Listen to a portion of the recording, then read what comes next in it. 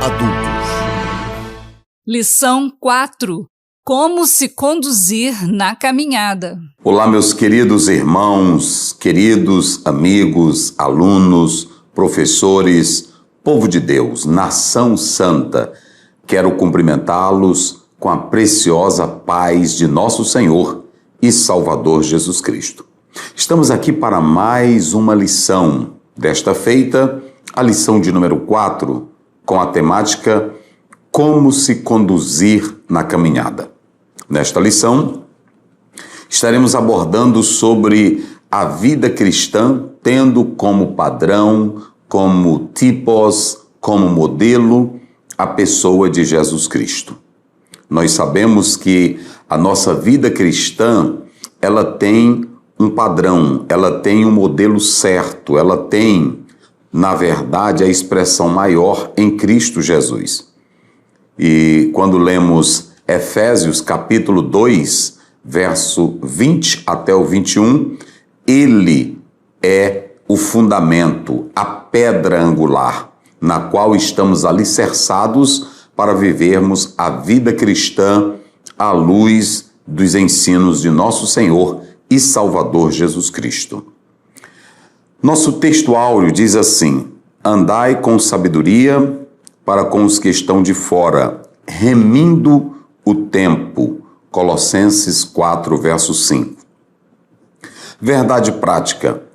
A jornada para o céu deve ser feita com prudência e sabedoria num contexto de oposição à nossa maneira de viver. Veja bem, a jornada para o céu deve ser feita com prudência e sabedoria num contexto de oposição à nossa maneira de viver. É claro que estamos vivendo em um mundo pós-moderno, hedonista, materialista, utilitarista, ateísta, que na verdade nega a Deus, a palavra, os princípios cristãos. O Senhor Jesus Cristo, ele nos advertiu quanto a esta sociedade pecaminosa que haveria de nos aborrecer e nos odiar como odiaram a Jesus, porque pregamos a verdade, porque ensinamos o evangelho da santidade. E isso vai de encontro com tudo que esta sociedade, sem Deus, sem os princípios bíblicos, vive. De modo que o cristão, para ele se posicionar, seguindo firme para o céu, ele precisa manter-se incólume. E para tal, é imprescindível que ele tenha a prudência e a sabedoria do Espírito Santo lhe guiando e lhe orientando. Em Mateus 10, Jesus Cristo ele foi óbvio quando disse que nós temos que ter a prudência da serpente e a simplicidade das pombas. Veja que são duas coisas aliadas. Então nós vivemos em um mundo mau, vivemos em uma sociedade corrompida, vivemos em uma sociedade de valores que são horríveis e que ferem os princípios da palavra de Deus. Como se portar? Como se conduzir na caminhada? É sobre isto que estaremos falando nesta lição. A leitura bíblica faz uso da passagem de Efésios capítulo 5, verso 15 até o verso 17. Diz assim: portanto, vede prudentemente como andais, não como nécios, mas como sábios, remindo o tempo, porquanto os dias são maus. Verso 17. Pelo que não sejais insensatos, mas entendei qual seja a vontade do Senhor. No primeiro ponto da nossa lição, nós vamos falar sobre o padrão de conduta na caminhada cristã. Sob ponto 1, Jesus como nosso padrão de conduta. 2, fazendo a vontade de Deus. 3, uma vida cristã bem-sucedida. Nós temos o nosso livro de apoio, que na verdade vem com um somatório maior, para que o irmão, a irmã, o professor, possa recorrer ao mesmo e compreender ainda de forma mais ampla o ensino sobre a conduta do cristão neste mundo. Nesse primeiro ponto, falando sobre o padrão de conduta na caminhada cristã, na lição de número 1, nós falamos sobre o início da vida natural, que veio de Deus, e o início da vida espiritual, que se dá pelo novo nascimento. E quando nós começamos uma jornada nesta terra, nós temos um padrão de exemplo, de conduta, de orientação, que são os nossos pais. Os pais terrenos, os pais que trazem essa vida biológica, eles passam a ser considerados como modelos, como exemplos para os filhos. Desses pais, os filhos recebem a orientação, o cuidado, o exemplo moral, o exemplo ético, bem como também a questão da vida religiosa, da intimidade com Deus. Em Efésios capítulo 6, verso 4, a Bíblia diz: Pais, não provoqueis aos vossos filhos, mas criai-os na demonstração da doutrina, do ensino da palavra de Deus.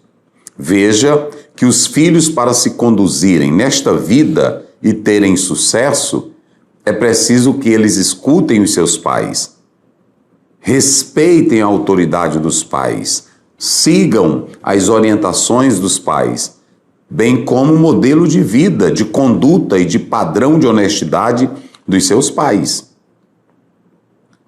Um filho, ele segue a vida nesta terra olhando e imitando o pai. Semelhantemente, a nossa vida cristã, ela segue um trajeto para o céu imitando o Pai eterno. Não um Pai terrenal, mas o Pai eterno. Quando lemos Efésios 5:1, a Bíblia deixa isso bem claro, que nós devemos seguir o modelo, o exemplo do nosso Pai eterno, que é o Deus Todo-Poderoso. E quando nós lemos a palavra de Deus em Hebreus 12, 6 e 7, está claro que os pais possuem o poder tanto de castigar como também de corrigir os seus filhos. Então, o pai terreno é o modelo de vida, é um padrão de vida, é o exemplo de vida para os filhos. O pai eterno é o modelo, é o padrão de vida para se viver a vida espiritual. Esse é o modelo certo para que a nossa conduta se firme de forma concretizada, seguindo o exemplo do nosso Pai eterno. Qualquer obra teológica, quando começa falando dos atributos de Deus, o descreve como amor, como verdade, como justiça, como santidade, como luz. Então, o padrão para uma vida cristã, ajustada, harmonizada, afinada, tem que seguir o modelo do nosso Pai eterno, o Deus Todo-Poderoso. Então, nesse primeiro ponto, nós estamos falando sobre isso. Nós temos aí o Pai humano e nós temos o Pai celestial que vai nos conduzir para a eternidade. É dever, é responsabilidade dos pais nesta terra ensinar os seus filhos para viver uma vida boa aqui neste mundo, mas a vida para o céu, o padrão é o Pai Celestial. No subponto 1, nós falamos sobre Jesus como nosso padrão. O Pai Eterno, ele enviou o seu Filho, que na verdade é o Emanuel, é o Deus conosco, como está em Mateus, capítulo 1, verso 23. Esse Emanuel, o Deus conosco, o Verbo que se humaniza, ele traz a presença de Deus para os homens. João 1,14 diz: E o Verbo se fez carne e habitou entre nós, e vimos a sua glória, como a glória do unigênito do Pai, cheia de graça e de verdade. Em João 14, Jesus Cristo disse: Quem vê a mim, vê o Pai. É muito importante atentar para isto, porque Jesus é o padrão, é o modelo para as nossas vidas. Ele nos ensina de como se portar e se conduzir neste mundo. Quando nós olhamos para a palavra de Deus, nós podemos ver que em Jesus há coisas importantes. A primeira, Jesus fazia a vontade do Pai. Tudo que Jesus Cristo fez nesta terra seguia as ordens do Pai, seguia os parâmetros divinos do grande Deus eterno. De modo que, ao olhar para esta lição, nós podemos perceber que o nosso Senhor Jesus Cristo, ele veio a este mundo para revelar a vontade do Pai, o querer do Pai. E ele fez tudo conforme o Pai havia determinado. Quando nós lemos João, capítulo 13, verso 15, ele disse: porque eu vos dei exemplo, para que, como eu fiz, façais vós também. Jesus Cristo, ele veio a esta terra como enviado do Pai, na autoridade do Pai, seguindo as orientações do Pai e fazia tudo conforme o querer e a vontade do Pai eterno. Por que ele é o nosso modelo? Por que Jesus Cristo é o nosso padrão? Quando fazemos uso dessa palavra modelo, dessa palavra padrão, ela expressa uma norma determinada e aprovada consensualmente pela maioria ou por uma autoridade. E ali se tem uma base para se estabelecer uma comparação. É isso que quer dizer a palavra padrão. E o padrão da nossa vida, como já salientamos, é o nosso Senhor Jesus Cristo.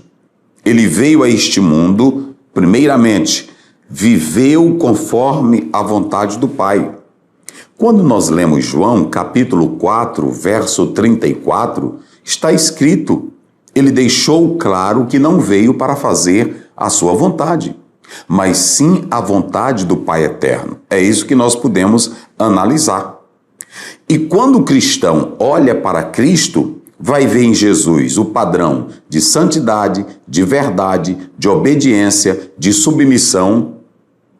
Por isso, não foi à toa que o escritor aos Hebreus, no capítulo 12, verso 2, ele disse: olhando firmemente para o autor e consumador da nossa fé, Jesus Cristo, o Filho de Deus.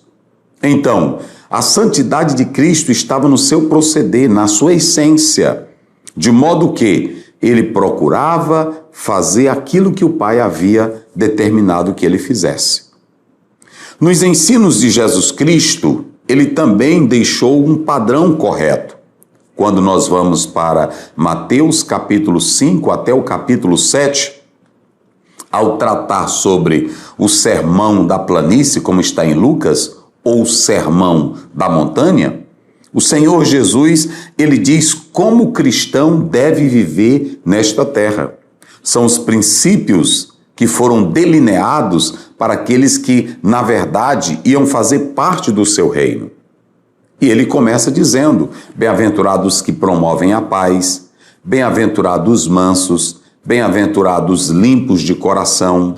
E ele vai seguindo e vai mostrando a importância de viver os seus ensinos conforme um padrão de alto nível, um padrão espiritual.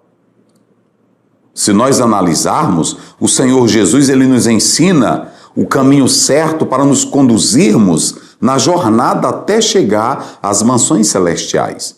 E isso está claro na própria palavra de Deus.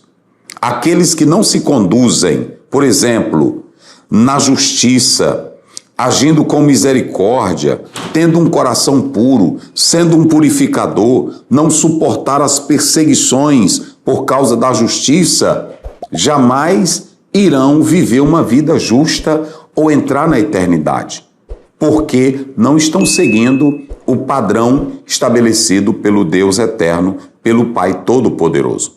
Então, aquele que deseja se conduzir no caminho certo, deve atentar para Cristo Jesus como padrão maior, como modelo de vida, como modelo de santidade. Querido irmão, querido professor, é importante que se frise na sala de aula que aqueles que desejam ter uma vida perfeita de santidade devem olhar para Jesus.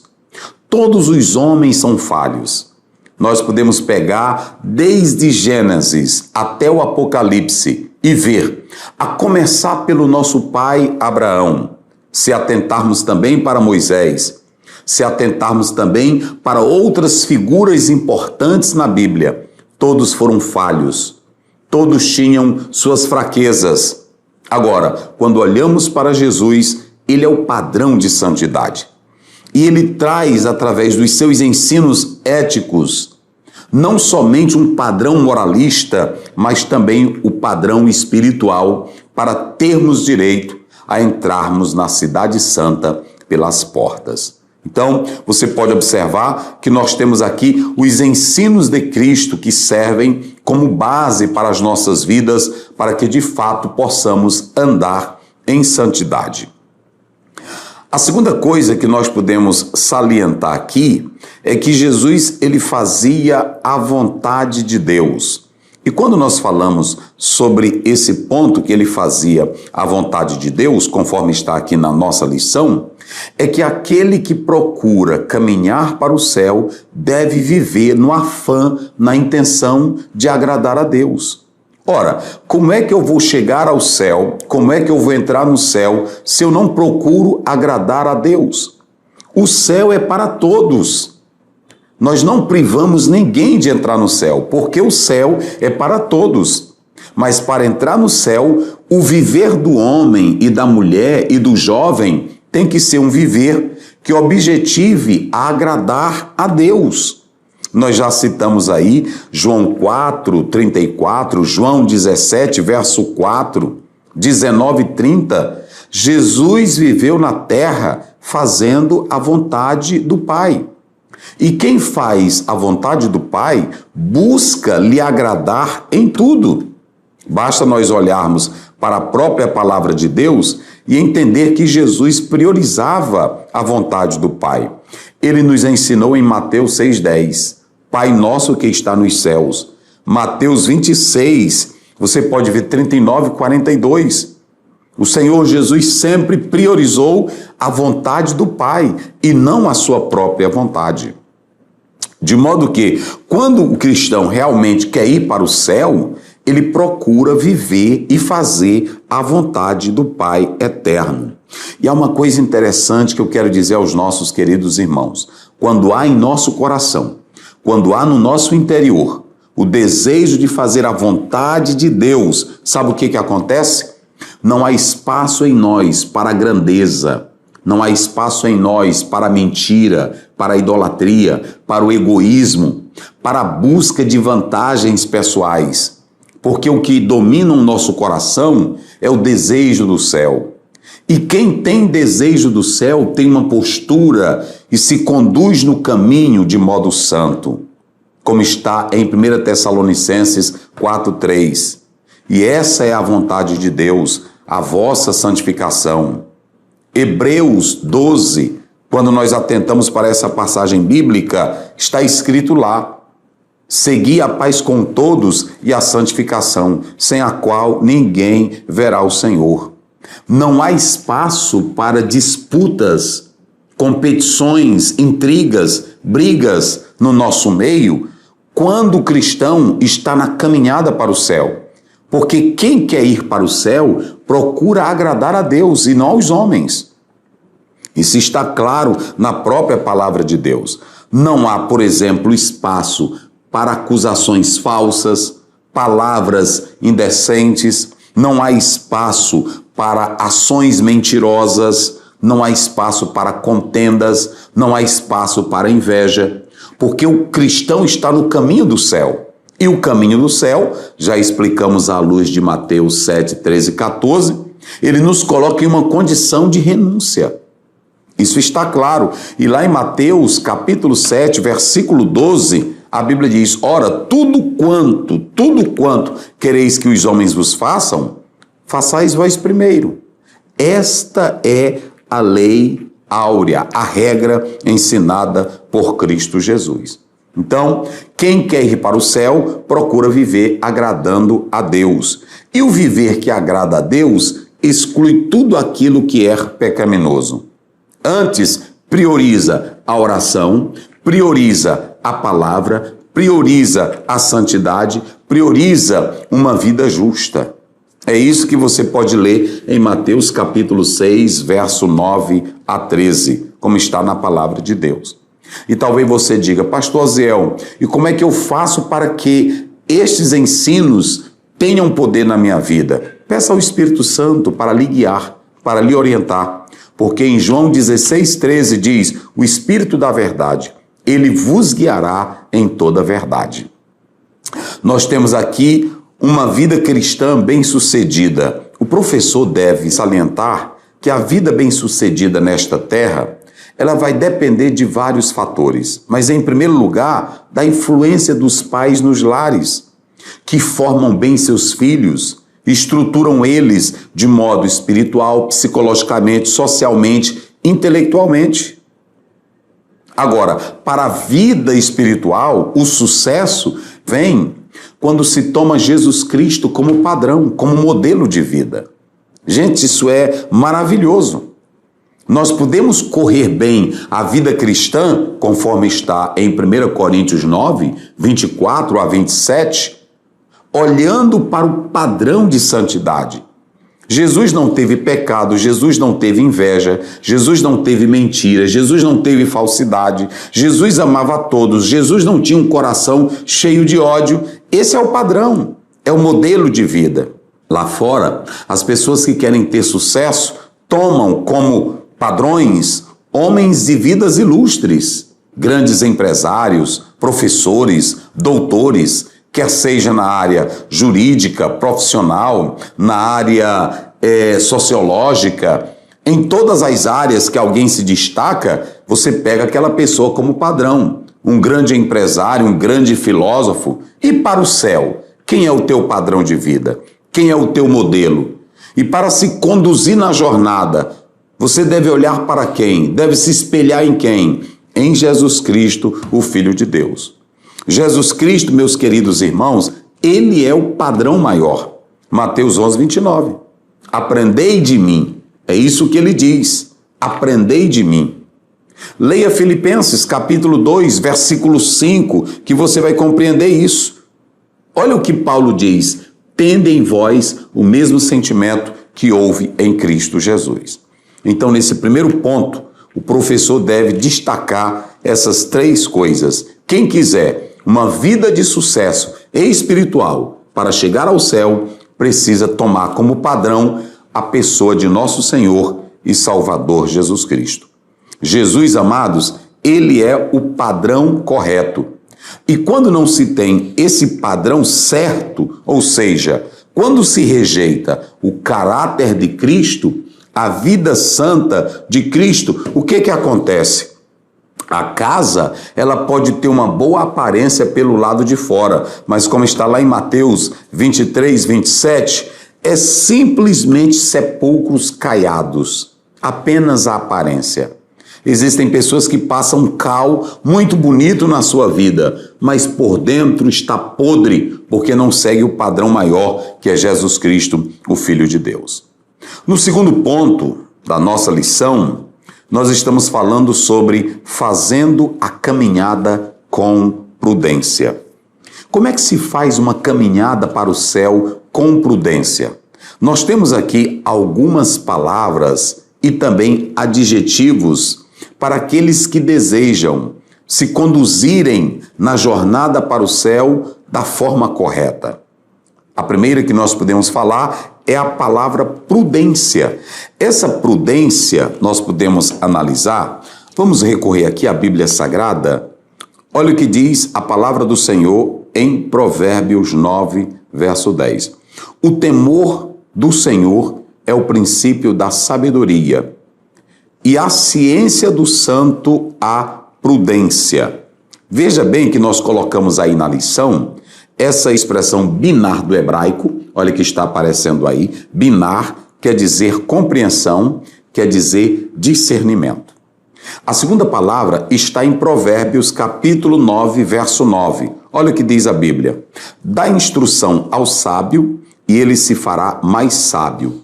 Ensina ao justo e ele crescerá em prudência ou entendimento. Veja que agora, nesta segunda palavra, nós temos o lecar. Olha aí no hebraico, lecar. Esse lecar, ele quer dizer ensinamento, ensino, percepção, instrução, ensinamento como coisa ensinada, capacidade para ensinar. Você pode também ler Efésios capítulo 1, verso 8. E quando nós atentamos para Efésios capítulo 1, verso 8, nós temos a expressão phroneses. Essa expressão phroneses, ela fala de conhecimento, ela fala de entendimento. E aqui nós podemos perceber que o cristão que anda em prudência, em sabedoria, conforme a Bíblia está falando aqui, terá um viver moderado, terá um viver de qualidade nas situações vexatórias, conflituosas, naquelas que podem colocar em um desafio a sua vida para saber se o seu viver como cristão corresponde à palavra. É nesta hora que a palavra prudência, sabedoria se faz presente. Ou seja, tem que ter os atos da prudência como juízo, saber qual é a ação mais adequada naquele momento em que está presente o mal, em que está presente o bem, como agir, como proceder. É isso que o próprio texto está dizendo. Aliás, a recomendação bíblica e também paulina é para que nós tenhamos um andar em prudência. Em prudência. Estamos falando aí do texto de Efésios 1, verso 8. E esse andar em prudência, queridos irmãos, ele nos coloca em uma situação que dispõe a razão prática para discernir em qualquer circunstância o nosso agir de modo correto, de modo certo. Então, nós podemos analisar e entender que esse andar prudente é resultado da nossa intimidade e da nossa comunhão com Deus. Quem nos dá um andar em prudência, em sabedoria, um andar que venha glorificar a Deus, é o Espírito Santo do Senhor. A palavra do Senhor, ela nos orienta, e a ação do Espírito faz com que esta palavra que nós meditamos e que amamos, ela seja colocada na prática, para que tenhamos um andar de prudência e de total separação desse mundo mau.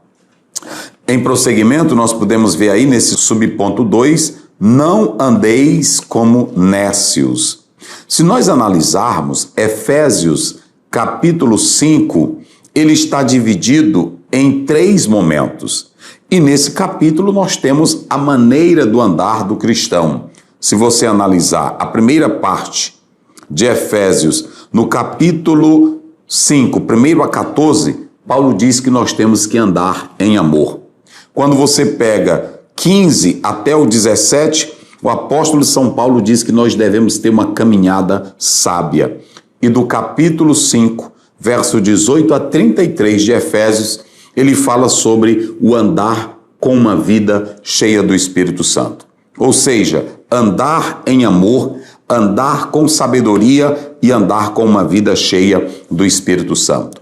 Qual é a vantagem disso, pastor Zéu? Queridos, quando você anda em amor, quando você anda em sabedoria e quando você anda no Espírito Santo, você está tendo uma vida que corresponde ao querer do nosso Deus Todo-Poderoso. Então, ele diz, vede prudentemente como andai. Atente para blepo, ver, discernir através do olho, através desse órgão da visão. Mas ele está apontando aqui para um aspecto espiritual. E quando ele diz, portanto, ou seja, por esta razão, consequentemente, o apóstolo São Paulo, ele está mostrando para nós que aquele que tem uma caminhada cristã neste mundo mau vai rejeitar a fornicação, vai rejeitar a avareza, vai rejeitar a impureza, a torpeza, a tolice, a zombaria, o adultério, o pecado. Todas estas coisas, elas fazem o homem não entrar no céu ou no reino de Deus, como está em Efésios 5:5. Agora, se você quer um andar prudente, se você quer um andar que agrada a Deus, você tem que andar em prudência e em sabedoria. Não como os nécios. Olha aí, a sofós. Essa palavra nércio, que aparece aí em Efésios, asofós, quer dizer um tolo, quer dizer um insensato. Asofós quer dizer uma pessoa ignorante. Então o cristão não é um tolo, não é um ignorante. Ele faz a sua caminhada no amor. Ele faz a sua caminhada na sabedoria. Ele faz a sua caminhada cheia do Espírito Santo de Deus. Quando Paulo usa essa ordem, vede prudentemente como andais, ele está dizendo que a nossa vida e a nossa conduta e os nossos hábitos deve seguir o modelo de Cristo e não o modelo das obras carnais infrutíferas das trevas. É isso que Paulo está mostrando aqui para nós. A verdadeira espiritualidade produz um andar em amor, em sabedoria e também em santidade. Pastor Zéu, e como é o andar do cristão? Simples. Agora nós temos a expressão sábios. Paulo diz que nós devemos andar com sabedoria. Sofós, essa palavra sofós, quer dizer uma pessoa hábil, uma pessoa capaz. Vocês sabiam que essa expressão, ela aponta para 3 grupos de pessoas? Artífices, aqueles que tinham habilidade nas artes, aqueles que eram instruídos e cultivavam grandes coisas. Em segundo lugar, os filósofos gregos. Quando se dizia que os filósofos eram sábios, eles tinham capacidade, eram bons oradores, tinham filosofias grandiosas. Mas, por fim, essa palavra sábio é aplicada também aos teólogos, ou seja, aqueles mestres cristãos que, na verdade, elaboravam os melhores planos para se viver uma vida à luz da palavra de Deus. Então veja que Paulo diz que nós devemos andar como sábios. E aqui você tem a claridade, a singularidade desta palavra sábio. O nércio é o tolo, é o ignorante, ele não tem regra, ele não tem pudor, ele não tem caráter. Então, se eu ando como nércio, eu não estou me conduzindo no padrão certo para chegar aos céus. Antes, eu preciso andar como sábio. Interessante que essa sabedoria que Paulo está falando, ela não vem dos bancos universitários, das academias. É a sabedoria que vem do céu, que vem do alto. É a sabedoria para discernir. E isso está claro. E Tiago 1,5 diz, se alguém tem falta dela, peça a Deus que ele dá. É muito importante que o cristão tenha essa conduta dirigida por um viver sábio, à luz da palavra, à luz de Cristo Jesus. Portanto, querido irmão, devemos proceder conforme esta sabedoria. E por fim, no terceiro ponto, nós temos aí remindo o tempo. Quando nós atentamos para essa expressão exagorazo do grego, ela possui 2 sentidos.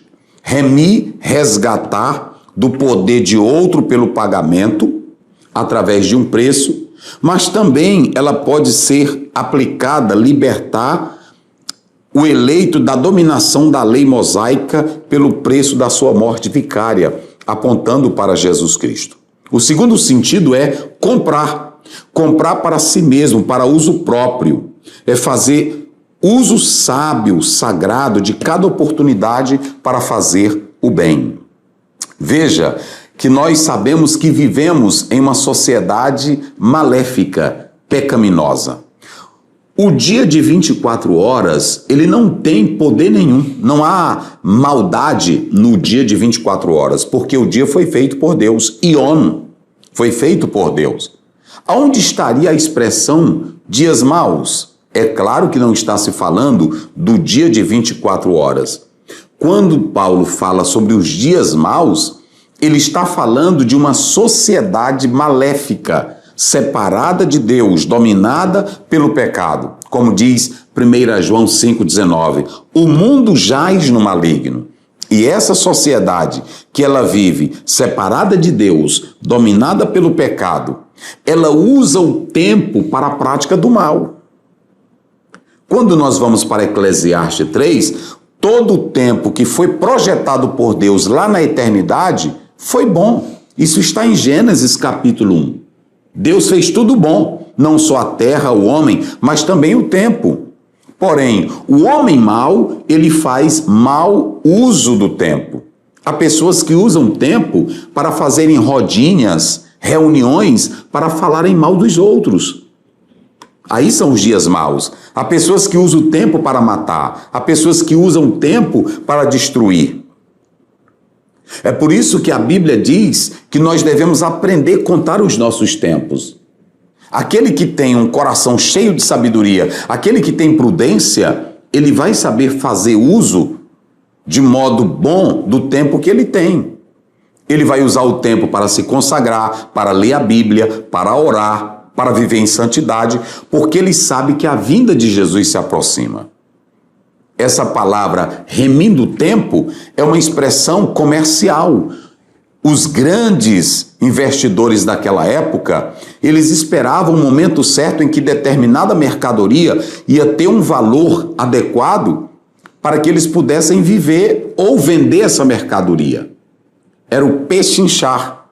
Então, quando Paulo diz remir o tempo, era uma expressão usada para falar da sabedoria dos compradores, que usavam o momento certo, que o mercado estaria oferecendo o melhor preço. E aí a pessoa ia pechinchar até encontrar o melhor preço ou o melhor objeto. Semelhantemente, para a vida cristã, o verdadeiro cristão, ele usa o tempo para a glória de Deus. Isso é muito interessante. O apóstolo Paulo fala isso em Colossenses 4:5. Bem como o salmista no Salmo 1. Bem-aventurado o homem que não anda segundo conselhos dos ímpios, nem se detém no caminho dos pecadores, nem se assenta à roda dos escarnecedores. Antes, o seu prazer está na lei do Senhor. Os dias são maus porque os homens maus estão nesta terra. Uma sociedade dominada pelo pecado, uma sociedade dominada pelas trevas. Mas o apóstolo São Paulo, ele foi categórico em Romanos 12:2, e não vos amoldeis, ou seja, não tome o padrão, o modelo de vida deste mundo, mas transformai-vos pela renovação do vosso entendimento, para que experimenteis qual seja a boa, a perfeita e agradável vontade de Deus. Então, os cristãos primitivos, eles achavam que Jesus ia voltar logo, era parousia. E eles usavam tempo para o bem, para a oração e para a comunhão com Deus. Portanto, queridos irmãos, quando nós falamos que os dias são maus, isso está claro, ou o presente século mau, como está em Gálatas 1:4, o apóstolo São Paulo, ele estava dizendo que essa sociedade dominada pelo pecado, cheia de males, ela pode tornar o tempo, ou o nosso tempo, totalmente maléfico. Aquilo que deveria ser usado para o bem, para a glória de Deus, está sendo usado para o mal. Portanto, querido professor, fale isso na sala de aula e que o Deus eterno nos abençoe para sempre. Amém. Se você é professor ou atua no departamento de ensino da sua igreja, não pode deixar de ler a revista Ensinador Cristão, a ferramenta ideal para dinamizar o seu ministério. São 25 anos aprimorando e promovendo a escola dominical. Artigos, subsídios, ED em Foco, conversa franca, entrevista com o comentarista das lições bíblicas, boas ideias, em evidência e muito mais. Adquira agora mesmo a revista Ensinador Cristão. Disponível nas livrarias CPAD, no cpad.com.br. Para assinar e receber em casa, ligue 0800 021 7373. Revista Ensinador Cristão. Um produto com a qualidade CPAD.